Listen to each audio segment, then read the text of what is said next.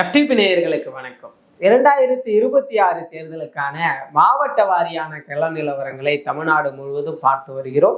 அந்த வரிசையில் இப்பொழுது நாம் பார்க்க இருக்கும் மாவட்டமானது தென்காசி மாவட்டம். இந்த மாவட்டத்தில் இருக்கக்கூடிய சாதக பாதகங்களை பற்றி பேச நம்மோடு வம்சி அவர்கள் இணைந்திருக்கிறார். வணக்கம் சதீஷ். தென்காசி மாவட்டத்துல எவ்வாறு இருக்கிறது கள நிலவரம்? தென்காசி டிஸ்ட்ரிக்ட் அந்த குத்தால அறியாமல் குழுக்குழுன்னு எல்லாம் இருக்கும். பட் ஆனால் டிஸ்ட்ரிக்டும் ரொம்ப வால்டைலா இருக்கும். விருதுநகர்ல பார்த்தோம்னா கொஞ்சம் ரொம்ப டைனாமிக்கா, அந்த மாதிரி இங்கேயும் ஒரு சைடு ரொம்ப டைனாமிக்கா இருக்கும். இதுல வந்து மைனாரிட்டிஸ் கொஞ்சம் நல்லா இருக்காங்க. அவங்களோட இது தேவேந்திர குலவேலர் வந்து தென்காசி பார்லிமெண்ட் தான் அவங்களோட ஹோம் பார்லிமெண்ட், அவங்களோட கோட்டைன்ற மாதிரி நினைக்கக்கூடிய ஒரு தன்மை இருக்கு. இங்க நாடார் ஓட்டு இருக்கு, மறவர் ஓட்டு கொஞ்சம் நல்லா இருக்கு. ஸோ அந்த அளவுக்கு ஒரு மிக்சடான இது இருக்கு. ரொம்ப போல்ரைஸ்டாகவும் கொஞ்சம் பல இடங்கள்ல போகும். ஸோ இங்க வந்து மொத்தம் 5 பார்லிமெண்ட் தொகுதி. இது வந்து 2021 தான் இது ஃபர்ஸ்ட் இது ஒருங்கிணைந்து திருநெல்வேலி மாவட்டத்துல இருந்து பிரிச்சு இதை ஃபார்ம் பண்ணாங்க. இதுல வந்து 5 சட்டமன்ற தொகுதிகள்: சங்கரன்கோயில், வாசுதேவநல்லூர், கடையநல்லூர், தென்காசி,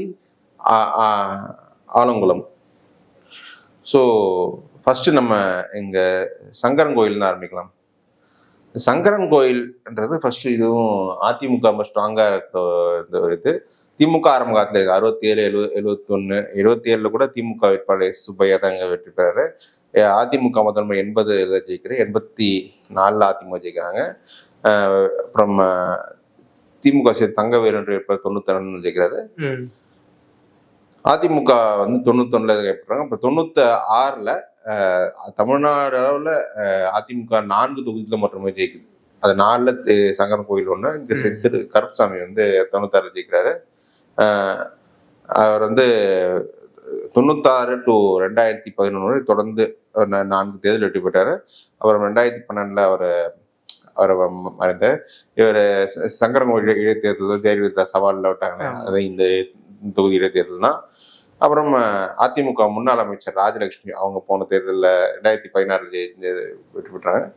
21 வந்து இங்க ராஜா திமுக வெற்றி பெற்றார். அவர் தான் மாவட்ட செயலாளர் இருக்காருன்னு நினைக்கிறேன். ஃபர்ஸ்ட் 11 பார்க்கலாம். 11 கருப்புசாமி வந்து இங்க 50% ஓட்டு எடுத்துடுறாரு. ஏத்து போட்டிட்டு திமுக வேட்பாளர் 43% எடுக்கிறாங்க. பாஜகவுக்கு வந்து இங்க 1.5% எடுக்கிறாங்க. அடுத்து நம்ம 16 எடுத்தோன்னா அதிமுக சேர்ந்த ராஜலட்சுமி அவங்க வந்து 44% எடுக்கிறாங்க. திமுக அன்புமணி அவர் 36% எடுக்கிறாங்க. மதிமுக சதன் திருமணிக்குமார் இவர் கொஞ்சம் நல்ல இங்க ஓட்டு இருக்கு. அவருக்கு வந்து இங்க 11% ஓட்டு அவர் எடுத்திருக்காரு. அப்புறம் குணசேகரன் பாஜக அவர் 2.5% எடுத்திருக்காங்க. நாம் தமிழர் ஒரு 1.5% எடுத்திருக்காங்க. 21 எடுத்துட்டோம்னா சங்கரன்கோயில் ராஜா அவர் வந்து 40% குறைஞ்சி 39% எடுத்திருக்காரு. ராஜலட்சுமி அவங்க 36% எடுத்திருக்காங்க.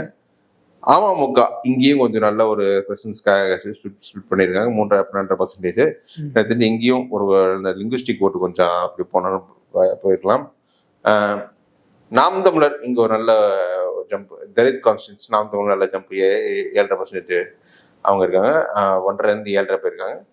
மக்கள் நீதி மையம் ஒரு 1% இங்க எடுத்திருக்காங்க. ஸோ இது ஒப்பிடும்போது நம்ம ஒப்பிட்டு பார்த்தோம்னா வச்சுக்கோங்க, நீங்க வந்து திமுகவுக்கு அந்த சுதந்திர மேഖലാக்கும் கொஞ்சம் ஓட்டு கொஞ்சம் வந்தாலும் அது பெரும்பாலும் அந்த ஓட்டு வெளில தான் போயிருக்கு. அது எனக்கு தெரிஞ்சு அமமுக பக்கம் போயிருக்கு. அதிமுக ஓட்டும் கொஞ்சம் பலவீனப்பட்டு அமமுக பக்கம் போயிருக்கு. நாம் தமிழர் பக்கமும் கொஞ்சம் போயிருக்கு அதுல. ஸோ அதுவும் கொஞ்சம் ரீசன். ஸோ இப்படிதான் இந்த களம் இங்க அமைஞ்சிருக்கு.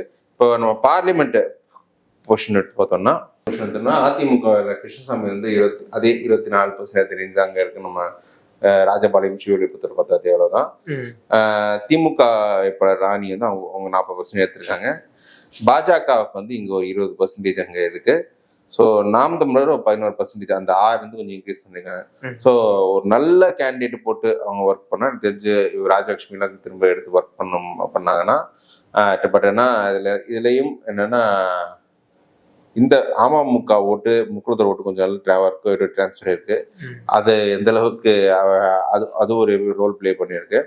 ஸோ ரொம்ப க்ளோஸ் ஃபைட்டாக தான் இருக்கும். அந்த க்ளோஸ் ஃபைட்ல அதிமுகவுக்கு இங்கே நான் எட்ஜினா கொடுக்குறேன். அடுத்து வசுதேவ நல்லவரை பொறுத்தவரை இதுவும் சங்கரன் கோயில் ஆரம்ப காலத்தில் திமுக 67 ஜெயிச்சாலும் 77ல அப்புறம் கம்யூனிஸ்ட் இந்த கேரளா ஒட்டி இருக்கிற கம்யூனிஸ்ட் தாக்கம் எங்கெல்லாம் வந்து இருக்கும். அப்புறம் காங்கிரஸ் களம் 84 to 2001 வந்து காங்கிரஸ் இப்போ ஈஸ்வரன் அவர் தொடர்ந்து ஜெயிச்சாரு. 2006ல அதிமுக கூட்டணியில் மதிமுக ஏற்பாடு சதன் திருமணம் அவர் ஜெயிக்கிறாரு. 11-16 தான் 11ல தான் அதிமுக முதல் முறை ஜெயிக்கிறாங்க டாக்டர் எஸ் துரையப்பா. 16ல அதிமுக ஜெயிக்கிறாங்க. 21ல தான் சுதந்திரம் திமுக அணியில ஜெயிக்கிறாரு. வருஷம் 2011 போகலாம். 2011ல அதிமுக துரையப்பா வந்து கிட்டத்தட்ட 57% எடுத்துட்டாரு. காங்கிரஸ் கண்டெஸ்ட் பண்றாங்க, அவங்க வந்து 37% எடுக்கிறாங்க. பாஜகவுக்கு ஒரு 1.5% வந்திருக்கு. 16ல என்னன்னா அதிமுக வேட்பாளர் மனோகரன் வந்து 57ல 45க்கு வந்துடுறாங்க, 12% டிராப்பு. திமுகவும் வந்து 35ல 33 பேரு அவங்களுக்கு டிராப்பு. இது 12% டிராப் பெரிய அளவுக்கு கம்யூனிஸ்ட் சைட் போயிருக்கு. 8% அவங்க ஃபிட் பண்ணியிருக்காங்க. பாஜக அவங்களுடைய ஓட்டை வந்து கொஞ்சம் இன்க்ரீஸ் பண்ணியிருக்காங்க, அதுலயும் 12% போயிருக்கு. நாம் தமிழர் கொஞ்சம் இன்க்ரீஸ் பண்ணியிருக்காங்க. ஸோ இந்த திமுக பல இடத்துல இந்த கட்சிகள் வளர்ந்துருக்கு. ஸோ இந்த இப்போ 2021ல இந்த 45-4 34-8 எந்த அளவுக்கு சேரும்னு பார்த்தா 34-8 கூட ஓரளவு செஞ்சிருக்கு. நீங்க சுதந்திரம் கிட்ட 40% எடுத்திருக்காங்க. அதிமுக வந்து ஃபர்தரா பலவீனப்பட்டிருக்காங்க, 7% இழந்திருக்காங்க. அது அமமுக அப்படியே ஃபுல்லா போயிருச்சு. பாஜக ஓட்டும் சேர்ந்து கொஞ்சம் பிளஸ் நாம் தமிழர் ஓட்டும் அதிமுக ஓட்டு கொஞ்சம் பலவீனப்படுத்தினால அதுல கொஞ்சம் வீக்கன் ஆயிருக்காங்க. திமுக வந்து இங்க ஒரு ஸ்மால் மார்ஜின்ல இவங்க ஜெயிச்சிடறாங்க. இங்க வந்து நம்ம பார்த்தோம்னா பார்லிமெண்ட் பொசிஷன் எப்படி இருக்குன்னா, டாக்டர் கிருஷ்ணசாமி இங்கேயும் அதே 24-25 மார்ஜின் தான், 24%. திமுக அதே 39% எடுத்திருக்காங்க. பாஜக 18, இவங்க 15% இவங்க எடுத்திருக்காங்க. ஸோ இந்த தொகுதியிலுமே அதிமுக பாஜக கொஞ்சம் நல்ல ஓட்டு கூட்டணி போயிட்டு ஓட்டு ட்ரான்ஸ்ஃபர் அவங்க கரெக்டா இருந்தாங்கன்னா அதிமுக பாஜகவுக்கு ஒரு இது வச்சிருக்கும். சுதந்திரம் திருமலைக்குமாரும் நல்ல வேட்பாளர் தான் அவருக்கு இருக்கு. ஸோ ரொம்ப இதுவும் க்ளோஸ் ஃபைட்டாக தான் இருக்கும். அதான் அந்த அடிப்படையில் நான் இங்கேயும் அதிமுக பாஜக கூட்டணி % கொடுக்குறேன். அடுத்து கடைநல்லூர் தொகுதி. நம்ம எல்லாமே குற்றாலம் பார்டர் பரோட்டா கேள்விப்பட்டிருப்போம்ல, அந்த பகுதி தான் இது குத்தாலம் பகுதி தான் இது. ஸோ அதனால அது பார்டர் பரோட்டா சொல்றேன்னா இங்க சிறுபான்மை எண்ணிக்கை கொஞ்சம் நல்லாவே இருக்கும். ஸோ இங்க வந்து முஸ்லீம் கேண்டிடேட்ஸ் நிறைய ஜெயிச்சிருக்காங்க, ஹிந்து கேண்டிடேட்ஸும் அவங்க ஜெயிச்சிருக்காங்க. 71ல திமுக முதல் முறை இங்கே ஜெயிக்குது. அதிமுக வந்தோடனே அதிமுக 27ல 80ல முஸ்லீம் லீக் எங்க அதிமுக அணியில ஜெயிக்கிறாங்க. அப்புறம் 84ல அதிமுக ஜெயிக்கிறாங்க. திமுக ஒரு முஸ்லீம் வேட்பாளர் போட்டு 89 ஜெயிக்கிறாங்க. அப்புறம் 96 ஜெயிக்கிறாங்க. அதிமுகவும் முஸ்லீம் வேட்பாளர் 91 போட்டு ஜெயிக்கிறாங்க. 2001ல வந்து சுப்பையா பாண்டியன் ஒரு முக்குளத்தோர் கேண்டிடேட் போட்டு அவங்க ஜெயிக்கிறாங்க. 2006ல பீட்டர் அல்போன்ஸ் காங்கிரஸ் வேட்பாளர் ஜெயிக்கிறாரு. 11ல அதிமுக, 16ல ஐயுஎம்எல் திமுக வேட்பாளர் ஐயுஎம்எல் அவங்க ஜெயிக்கிறாங்க. கிருஷ்ணமுரளி பாண்டியன் அந்த பேர் என்னது செந்தூர் பாண்டியன் அவர் சன்னு, அவர் கிருஷ்ணமுரளி அவர் வந்து 21ல ஜெயிக்கிறார். ஸோ நம்ம ஃபர்ஸ்ட் 11ல என்ன இருக்கு பார்த்தீங்கன்னா, செந்தூர் பாண்டியன் கிட்டத்தட்ட 50% ஓட்டு எடுத்திருக்காரு. பீட்டர் அல்போன்ஸ் 40% ஓட்டு எடுத்திருக்காரு. ஸோ போல்டைஸ் எலெக்ஷன்ல எஸ்டிபி ஒரு 4% ஓட்டு ஸ்பிளிட் பண்ணிருக்காங்க. பாஜகவுக்கு இங்க 2% தான் வந்திருக்கு. அடுத்து 16 என்ன இருக்குன்னா, அபுபக்கர் இவங்க ஐயுஎம்எல் கேட்டு அவங்க 37% எடுத்திருக்காங்க. அதிமுக வந்து இவங்க கூட்டணி கட்சியை கொடுத்துருக்காங்க. தமிழ்நாடு முஸ்லீம் லீக்னு ஒரு கட்சி, அதோட டேலர் சிம்பல் தான். அவங்க கண்டெஸ்ட் பண்ணதுல அவங்க வந்து 37% ஒரு ஸ்மால் மார்ஜின் தான் அவங்க தோக்குறாங்க.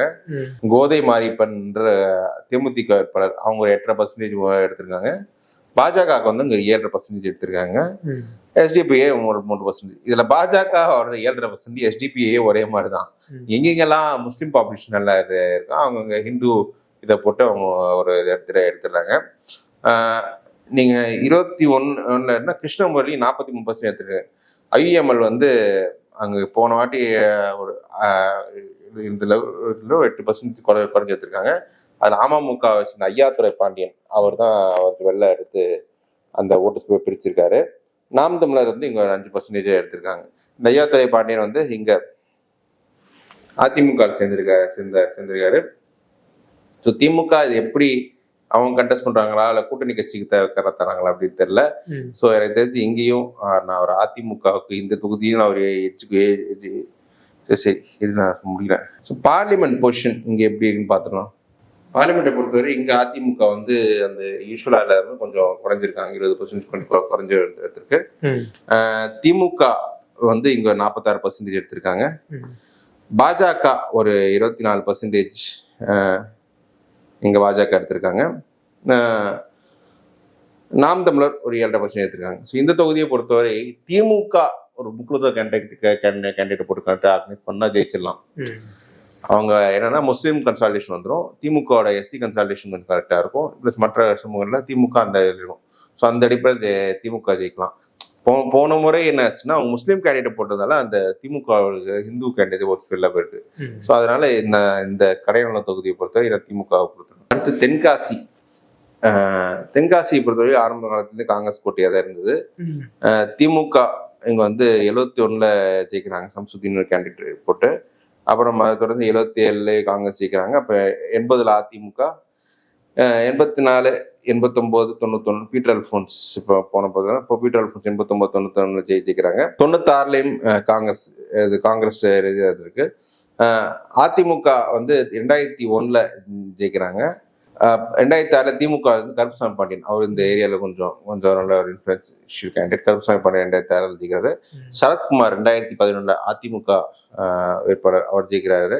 அப்புறம் செல்வ மோகன்தாஸ் பாண்டியன் 2016 அவர் ஜெயிச்சு 2021 ஸ்மால் மார்ஜின்ல பழனி நாடார் கடைசி வரைக்கும் இது அதிமுக தான் பட் ஸ்மால் மார்ஜின்ல ஜெயிச்சிருக்காரு.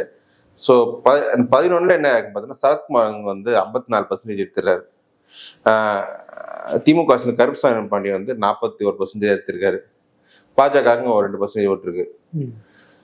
2016 என்ன இருக்குன்னா செல்வம் மோகன்தாஸ் பாண்டியன் வந்து அவங்க ஒரு 43% எடுத்திருக்காங்க. காங்கிரஸ் இதே மாதிரி தான் ஒரு ரொம்ப க்ளோஸ் ஃபைட்டு, 500 ஓட்டு கம்மியாக தான் அவங்க தோத்துருக்காங்க. 43% அவங்க எடுத்திருக்காங்க. பாஜக ஒரு 6% எடுத்திருக்காங்க. தமிழ்நாடு காங்கிரஸ் ஒரு 3.5%, நாம் தமிழர் ஒரு 1.5%. ஸோ இதுல இந்த சரத்குமார் எடுத்த ஓட்டுல பெரும் பகுதி வந்து வெளில தான் போயிருக்கு, திமுக அந்த அளவுக்கு வரல. பாஜகவுக்கு ஒரு 5% போயிருக்கு, பாஜக தென்காசி அதுல போயிருக்கு. அப்புறம் இவங்க தமிழ் மாநில காங்கிரஸ் அவங்களுக்கு போயிருக்கு, நாம் தமிழர் கொஞ்சம் போயிருக்கு. அதுக்கு கொஞ்சம் வந்து திமுகவுக்கு கொஞ்சம் வந்திருக்கு, அதிமுக கொஞ்சம் நின்று இருக்கு. ஸோ நீங்க 21 என்ன ஆகுன்னா அவங்க அதே எட்ஜில் திமுக கொஞ்சம் ஓட்டு ரைட் பண்ணி 42% எடுத்திருக்காங்க, இவரும் 42%. ஒரு இந்த முறையும் ஒரு 500 ஓட்டு வித்தியாசத்துல வந்து இவர் ஜெயிச்சிருக்காரு, பழனி நாடார் ஜெயிச்சிருக்காரு. ஸோ அந்த அளவுக்கு 2 பேருக்குள்ள கொஞ்சம் க்ளோஸ் ஃபைட்டாக இருந்திருக்கு. செல்வம் மோகன்தாஸ் பாண்டியன் நாம் தமிழர் வந்து இங்க 7% எடுத்துக்காங்க. நாம் தமிழர் கொஞ்சம் ஆர்கானிக்கா திமுக 2 பலவீனப்படுத்தி இன்க்ரீஸ் பண்ணிருக்காங்க. அமமுகவோட ஓட்டு வந்து 4.5%. அதாவது பிஜேபி உள்ள வந்து கான்ட்ரிபியூட் பண்றாங்க ஒரு ஓட்டு, அது ஒரு ஓட்டு நீங்க இவங்க அமமுக எடுத்திருக்காங்க. மக்களை மையம் 1% தான் இருக்கு. ஸோ இங்க வந்து நீங்க பார்லிமெண்ட் பார்த்தோன்னா கிருஷ்ணசாமி இங்கே போன வாட்டி எடுத்து அது கடைநல்லூரோட கொஞ்சம் கம்மியா எடுத்திருக்காரு நாடாபட்டு. திமுக வந்து 42% எடுத்துடுறாங்க. பாஜகவுக்கு 25% அது இருக்கு, கிருஷ்ணசாமியோட அதிகமா. நாம் தமிழருக்கு வந்து 11% அவங்களும் எடுத்திருக்காங்க. ஸோ இதுல வந்து எனக்கு vote transfer issues BJP to AIADMK இதுல பெரிய இஷ்யூவா இருக்கும்னா நான் நம்புறேன். பிஜேபி அவங்க தான் கண்டெஸ்ட் பண்ணணும்னு ட்ரை பண்ணாங்க. செல்வம் வந்து பாண்டியன் கொடுப்பாரா அப்படின்னு நமக்கு தெரியாது, அவங்க எந்த அளவுக்கு ஒர்க் பண்ணுவாங்க தெரியல. ஸோ அந்த கன்ஃபியூஷன் அடிப்படையில் திமுக அன்னைக்கு நான் ஒரு எட்ஜ் கொடுக்குறேன். அடுத்து ஆலங்குளம். இங்க வந்து இங்கேயும் கொஞ்சம் நம்ம அங்கே தலித் முஸ்லீம் ஓட்டை பார்க்கும்போது இங்க வந்து நாடார் கான்சன்ட்ரேஷன் கொஞ்சம் இங்கெல்லாம் கொஞ்சம் அதிகமா இருக்கும். நீங்க ஆலங்குளம் எடுத்துக்கிட்டீங்கன்னா ஃபர்ஸ்ட் 67 திமுகவிலிருந்து ஆழ்டியர்னா அவர் வந்து ரொம்ப ஸ்ட்ராங் லீடர். ஆழ்டியர்னா அவர் 67, 21 ஜெயிக்கிறாரு. கருப்புசாமி பாண்டியன் நம்ம பேசணும்ல இங்க எங்க தென்காசியில அவர் வந்து இங்க வந்து ஆலங்குளத்துல இருந்து ஜெயிக்கிறாரு. 77 இவர் அதிமுக ஜெயிக்கிறாரு. அப்புறம் 80 ஒரு காங்கிரஸ் சப்போர்ட் இண்டிபெண்டன்ட் ஜெயிக்கிறாரு. 84 அதிமுக, 89-91 திமுக ராமசுப்பு, முன்னாள் திருநெல்வேலி எம்பி ராமசுப்பு ஆல்டியார்னா திரும்ப திமுகவில் வந்து 96 ஜெயிக்கிறாரு. அப்புறம் 2001 ராஜேந்திர நாடார், அப்புறம் 2006 ஆழ்வார்னா டாக்டர் பூங்கோதை ஆழ்வார்னா அவங்க வந்து 2006 ஜெயிக்கிறாங்க. 11 திரும்பி பிஜி ராஜேந்திர நாடார், 16 பூங்கோதை ஆழ்வார்னா மீண்டும் ஜெயிக்கிறாங்க. 21 வந்து மனோஜ் பாண்டியன் ஜெயிக்கிறார். ஸோ ஃபர்ஸ்ட் நம்ம 11 எப்படி இருக்கு பார்க்கலாம். 11 பார்த்தோன்னா பிஜி ராஜேந்திரன் வந்து 47% எடுத்துறாரு. பூங்கோதை ஆளுநரும் ஸ்மால் மார்ஜின் தான் தோக்குறாங்க. அமைச்சராக இருந்தாங்க, ஒரு 1000 ஓட்டு கம்மியாக இவங்க 47% எடுத்துடுறாங்க. கிட்டத்தட்ட 300 ஓட்டுல தோத்துருக்காங்க. 16 பூங்கோதை ஆளுநர் 46% எடுத்துடுறாங்க.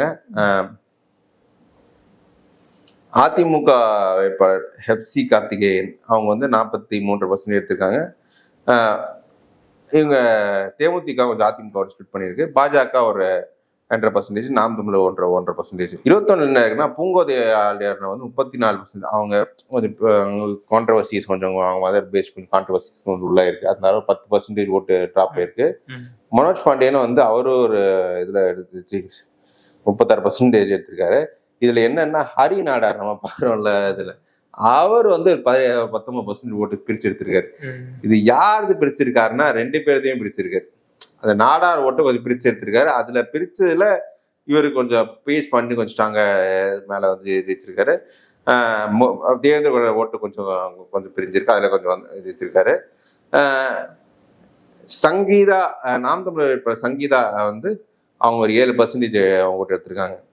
ஸோ இதுல வந்து பார்லிமெண்ட் பொசிஷன் எப்படி இருக்குன்னு பார்த்தோன்னா, பார்லிமெண்ட்ல வந்து இது வந்து திருநெல்வேலி பார்லிமெண்ட், எங்க நயினார் நாகேந்திரன் வந்து 30% தான் அங்க வந்து எடுத்திருக்காரு.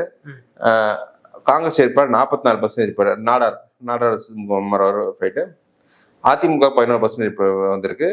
நாம் தமிழருக்கு ஒரு 10% இந்த கேண்டிடேட் எடுத்துட்டாங்க. ஸோ அதிமுக பொறுத்த வரைக்கும் எங்க கேண்டிடேட் கிடையாது. முதல்ல மனோஜ் பாண்டியன் பொறுப்பு வந்து இந்த நாடார் லீடர்ஸ் கிடையாதுனால நாடார் கன்சால்டேஷன் ஓவர்வெல்மிங்கா திமுக இருக்கு. ஸோ ஆஸ் ஆஃப் டே திமுக சொந்தம் இருக்கு.